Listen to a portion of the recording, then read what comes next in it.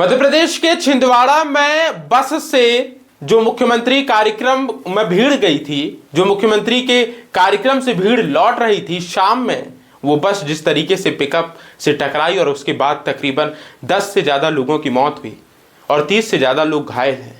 पर उस बस को लेकर के, व्यवस्थाओं को लेकर के जो पोल पट्टी आज सामने आई है और जो तस्वीरें सामने आई हैं, वो निश्चित ही परेशान कर देने वाली है।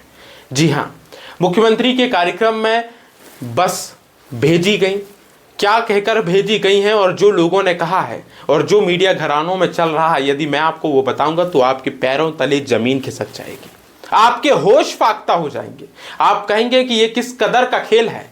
पर पूरी तस्वीर आपके सामने रखूंगा। उससे पहले जो मृतकों को लेकर के सरकार ने संवेदनाएं दिखाई हैं, 4 लाख रुपए की राशि मृतकों के लिए और जो गंभीर रूप से घायल हैं उन्हें 1 लाख रुपए और पूरी सहायता को मुफ्त करने की जो बातें की गई हैं। पर मैं आपसे पूछना चाहता हूं कि यदि ये भीड़ मुख्यमंत्री के कार्यक्रम में, हितग्राही सम्मेलन में यदि नहीं लाई गई होती तो क्या ये मौतें होती?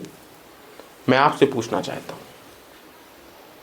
पूरे मामले की एक बेहतर तफसील आपके सामने रखूंगा और वो पॉइंट्स, वो बिंदु लेकर के आया हूं जो आपको जानने चाहिए। अंत तक मेरे साथ बने रहिए वीडियो में।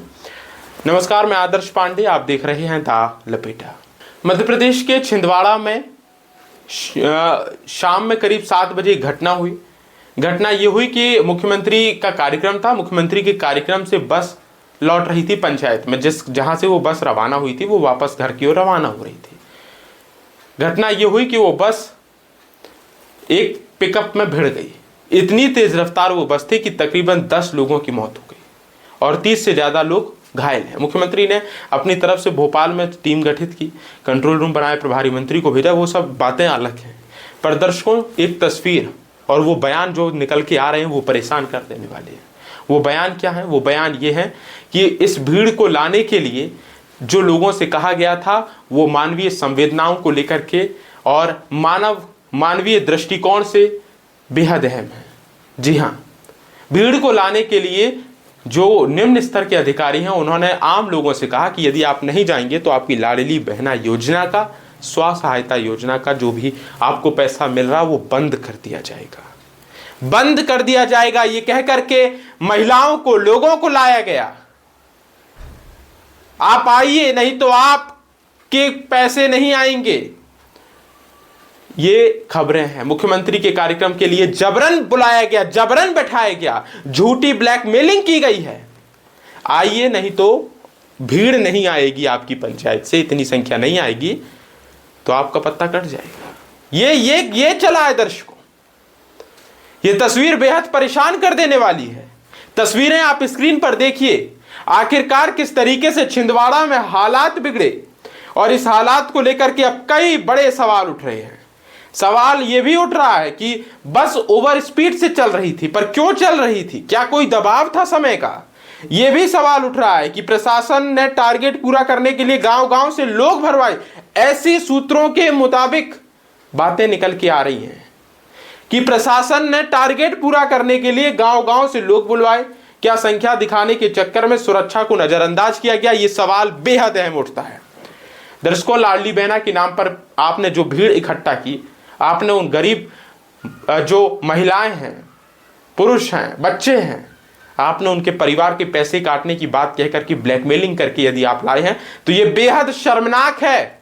उन अधिकारियों पर, उस व्यवस्था पर कार्रवाई होनी चाहिए जो इस दृष्टिकोण से काम कर रही है।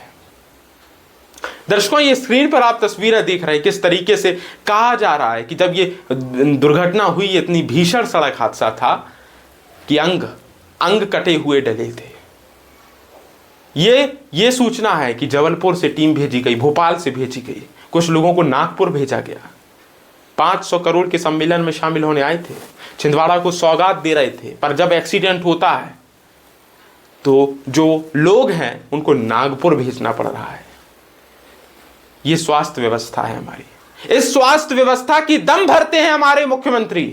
इस स्वास्थ्य व्यवस्था की, जहां एक दुर्घटना होने पर हमें दूसरे राज्य के अस्पतालों पर निर्भर होना पड़ रहा है। क्या यह उचित है? मैं आपसे पूछना चाहता हूं। आप बताइए, सोचिए, क्या हम इतने सशक्त हैं कि हमें अब स्वास्थ्य विभाग में, स्वास्थ्य सेवाओं में सुधार की जरूरत नहीं है? और यदि है तो वो स्वास्थ्य सेवाओं पर सुधार क्यों नहीं हो रहा है? साथियों, मैं आपको लगातार तस्वीरें साझा करता हूं किस तरीके से मध्य प्रदेश में परिवहन व्यवस्था ध्वस्त है। खटारा बसें चल रही हैं, किसी का कोई मेंटेनेंस का पता रहता नहीं, किसी का कोई इंश्योरेंस का पता रहता नहीं है, सब मस्त मौला चल रहा है। और जब दुर्घटनाएं होती हैं तब अधिकारी हरकत में आते हैं।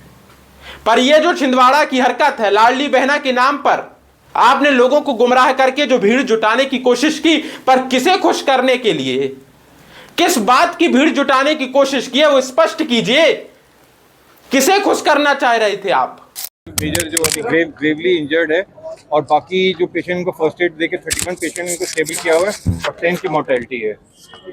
और गंभीर रूप से घायल कितने? गंभीर रूप से जिनका ग्रेव सिचुएशन है वो एक ही है, जिसका हेड इंजरी है और इसको ब्लंट इंजरी ट्रॉमा है। बाकी जितने पेशेंट स्टेबल है। नागपुर कितने रेफर किए गए? अभी एक पेशेंट को रेफर किया जा रहा है जिसको हेड इंजरी है और जिसको ब्लंट इंजरी ट्रॉमा है। सर, मरने वाले में पुरुष और महिला की जाता है? उसमें 6 पुरुष हैं, 3 महिला है, 1 बच्चा है। अभी मैं पहुंचा हूँ यहाँ पे, जानकारी ली है मैंने। तो जितने लोग एडमिट है वो तो खतरे से बाहर हैं और उनका ट्रीटमेंट चल रहा है, तो जल्दी ठीक हो जाएंगे।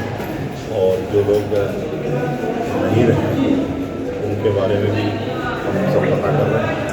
और अभी जैसे पूरी सूचना कंप्लीट हो जाएगी तो प्रशासन भी लगा हुआ है, सरकार भी लगी हुई है, मुख्यमंत्री जी भी चिंता कर रहे हैं और हमारे प्रभारी मंत्री जी पहुँचने वाले निकल चुके हैं। कुल मिलाकर दुर्घटना हुई है और दुर्घटना कैसे हम उसको राहत दे सकें इस पर पूरी चीज़ लगी है। हम उसके बाद बात करेंगे क्या हुआ क्यों हुआ। आमने सामने की टक्कर शायद हुई है, अब ठीक से पता नहीं चल पा रहा है। मुझे जहाँ तक पता 8-10 लोगों का ऐसा कुछ है, अभी एकदम जानकारी प्रशासन से नहीं मिली, लेकिन जो भी होगा सब सरकार से लेके ऊपर से लेके नीचे तक सब ठीक है। ऐसी घटना नहीं होना चाहिए, लेकिन अब दुर्घटना। आम लोगों को, आम तबके गरीब व्यक्ति को आपने परेशान किया और उसकी मौत चली गई। उसका परिवार, एक गांव से 5-5 लोगों की अर्थी एक ही दिन में उठ रही है। उस गांव में कैसा मातम पसरा होगा आप इसकी कल्पना नहीं कर सकते हैं। तस्वीरें हैरान कर देने वाली हैं।